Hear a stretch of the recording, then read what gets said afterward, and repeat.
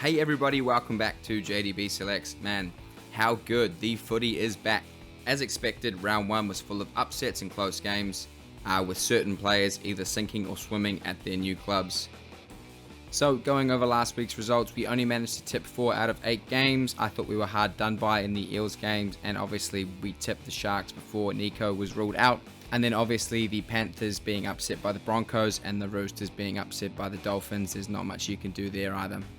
We also are running a subscribers tipping competition this year, so this is your chance to compete against everyone in the comments as well as myself. All the details to join are shown on screen. And quick shout out to Brisbane Blaster, who is currently atop the JDB Selects leaderboard with 7 out of 8 last week and a margin of 4. So congrats and good luck for round 2. And now that that's out of the way, let's get stuck into my tips for round 2. Round 2 gets underway with the 11th placed Penrith Panthers taking on the 4th placed South Sydney Rabbitohs at Bluebet Stadium in Penrith. The Panthers were upset by the Broncos at home in a tight fought 13 to 12 point loss. The Panthers did start strong and showed their class with a long range first try, but the Broncos' line speed and staunch defence really kept them frustrated and they were unable to find their rhythm. They were clearly missing Api Coruscant, but the addition of Sonny Luke made an immediate impact from the bench.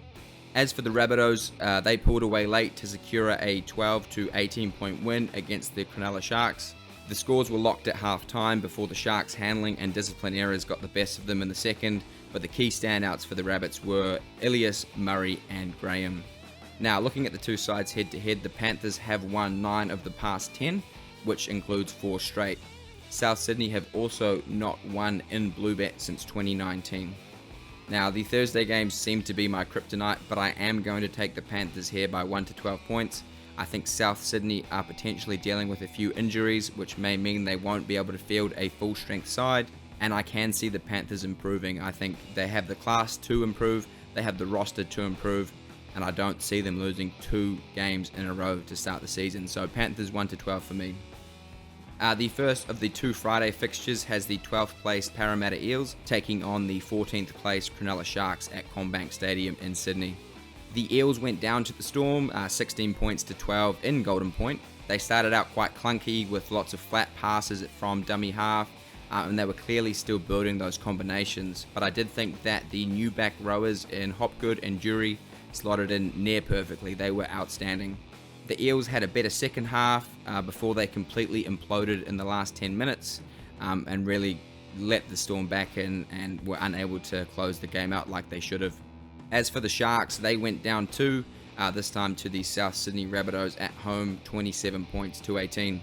It was always going to be a tall task for the Sharks, losing their Daily M medalist halfback Nico Hines to a calf injury. However, despite the loss, the Sharks held strong for the first 40, before a second half collapse saw them completing at just 58% and also spending 10 minutes with a man in the bin. Now, looking at the two sides head to head, the Sharks have won 3 of the past 5, but they have never beaten the Eels at CommBank, although they have only played each other once. Now, I'm going to take the Eels in this one. I think the Eels win by 1 to 12 points. I really liked what I saw from the Eels back row. I do think they were the better side than Melbourne. I also think that if Nico is still on the sidelines for the Sharks, it's another tall order to win. So Eels 1 to 12 for me. And the final game on Friday is the Queensland derby between the 7th placed Brisbane Broncos and the 8th placed North Queensland Cowboys up at Suncorp. The Broncos secured a massive upset, beating the 2-time defending premiers by 1 point. They did go down early, but 2 quick tries from Herbie Farnworth really helped them to get back into the contest. And following a very competitive contest, who else but Adam Reynolds steps up and makes the 1-pointer look easy, securing the Broncos their first 2 points of the season. Pakes, Reynolds and Farnworth were outstanding alongside Haas and Carrigan, with their line speed and defense not allowing the Panthers to ever find their groove.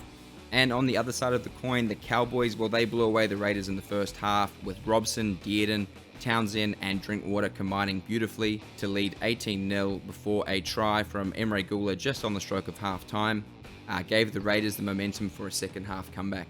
With the scores locked at 18 all and 5 to play, up steps Chad Townsend, who kicks the Cowboys into the lead, and they get their 2023 campaign off to a winning start. Looking at the two sides head to head, the Cowboys have won 4 of the past 5. However, I am going to take the Broncos in this one by 1 to 12 points. Now, looking at the two sides head to head, the Cowboys have won 4 of the past 5. However, I am going to take the Broncos here by 1 to 12 points. I think if the Broncos can put on a performance against the Cowboys like they did against the Panthers, that they should be too good at home. They obviously get Reece Walsh back this week, which is a big inclusion. And I think the Broncos forwards can really match the intensity of North Queensland, and they can put them away and get the 2 points in a very, very tight contest. And Super Saturday gets underway with the 15th place Sydney Roosters taking on the 5th place NZ Warriors at Allianz Stadium in Sydney. Wow, I mean, the Roosters, they were completely dominated and embarrassed by the Dolphins in their NRL debut, losing 28 points to 18. The Chooks did start strong before the Dolphins forward pack really took control and started to make a dent in the Roosters line, leading to a bunch of unforced errors. The Roosters were clearly rattled and only managed to complete at 60-odd%, and are now dealing with a number of injuries and HIA assessments. As for the Warriors, they survived a patchy start to beat the Newcastle Knights 20 points to 12 in their opening game of the season in Wellington. The forward pack addition of Niokore, Barnett, Jackson Ford and Dylan Walker looked really good. However, they do need to improve their attack and fifth play options. It was good though to see Sean Johnson running the ball and looking to get involved and leave his imprints on the game. And looking at the two sides head to head, the Roosters have won 5 in a row against the Warriors. This is also the first time they've played each other at Allianz, but the Warriors haven't been able to beat the Roosters in Sydney since 2015. Now, as much as I don't want to, I am going to take the Roosters here by 1 to 12 points. I do think the Warriors can be competitive, so I am going to go Roosters 1 to 12. I wouldn't be surprised if the Warriors upset them there. I'll put it out there. Maybe it's biased, maybe it's not. But unfortunately, Roosters 1 to 12.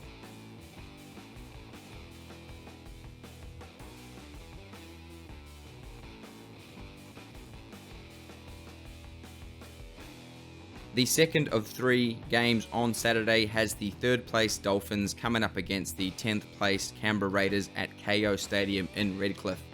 The Dolphins' debut couldn't have gone any better, beating the Sydney Roosters, who many thought were serious contenders for this year's premiership, and they managed to beat them 28 points to 18 at Suncorp Stadium.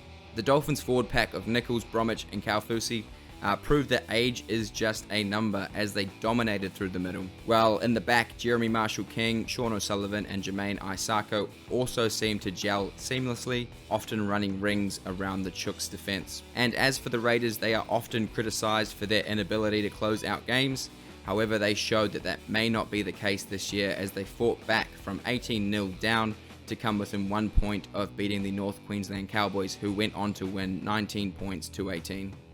While they may not have won, Ricky Stewart did say he was impressed with their resilience, and it is a good sign for Raiders fans.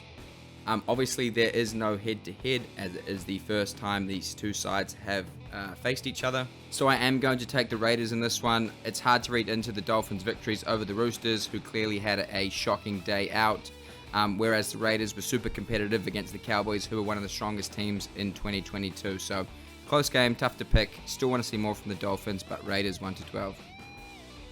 And the final fixture on Saturday has the 6th place Melbourne Storm up against the current wooden spooners in the Canterbury Bulldogs at Amy Park in Melbourne. I mean, come on, it's impressive. The Storm managed to extend their round 1 unbeaten streak with a sensational comeback golden point win over the Parramatta Eels. The Storm started strong through the middle but did fade after 10 minutes, and their case wasn't helped by a number of handling and discipline errors.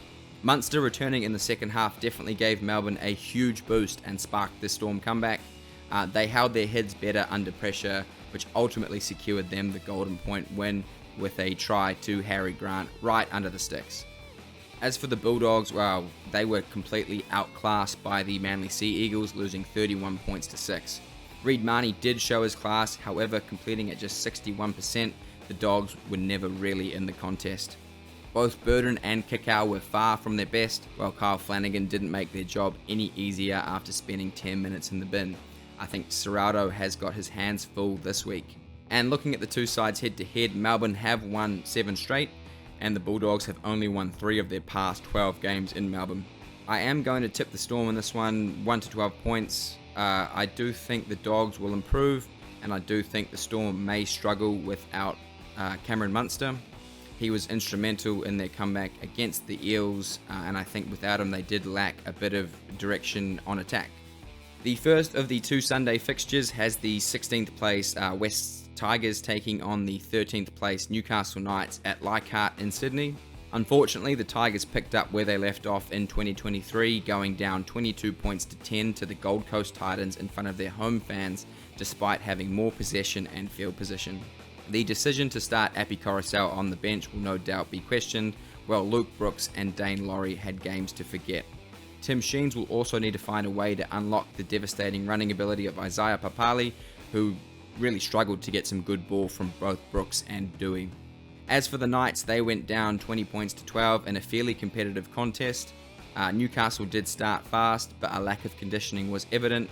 Tyson Frizzell succumbing to an HIA didn't help the cause, but I did think the halves pairing of Hastings and Ponga looked strong. And speaking of KP, obviously the call to send him off from the independent doctor in the last 10 minutes while the Knights were on attack really hurt them. Even as a Warriors fan, I do think that potentially cost Newcastle that game. So lots of good signs for Newcastle despite the loss. Looking at the two sides head to head, this is the first time these two sides have met at Leichhardt in 3 years. And looking at the two sides head to head, this is the first time the two sides have met at Leichhardt in 3 years.